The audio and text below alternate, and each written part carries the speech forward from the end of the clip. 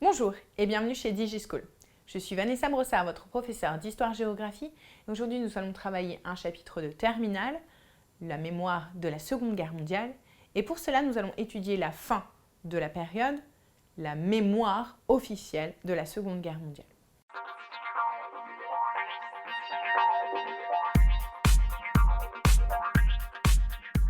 L'élaboration de la mémoire actuelle de la Seconde Guerre mondiale vient notamment de la multiplication de grands procès à la fin du XXe siècle. C'est le cas notamment de Klaus Barbie, de Paul Touvier et de Maurice Papon. Si on prend l'exemple de Klaus Barbie est un dignitaire nazi. Il a été envoyé à Lyon en 1942. C'est le chef de la Gestapo lyonnaise. Il a participé notamment à l'arrestation de grands résistants comme Jean Moulin, mais également à la rafle de nombreux juifs, comme les juifs des enfants d'Isieux, cette école de 44 enfants qui a été en effet emmenée à Auschwitz.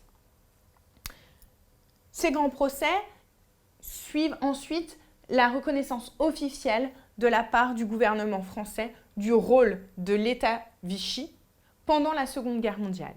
Ainsi, en 1995, Chirac reconnaît le rôle de l'État français dans la rafle du Veldiv, qui est une rafle qui a envoyé plus d'une dizaine de milliers de juifs dans les camps de concentration. Cette reconnaissance est réaffirmée par François Hollande en 2010. Par ailleurs, des lois mémorielles ont été créées pour éviter le développement des thèses négationnistes. Cependant, les historiens rappellent bien l'objectivité de l'histoire. L'histoire ne doit pas non plus être élaborée avec un carcan, celui des lois mémorielles.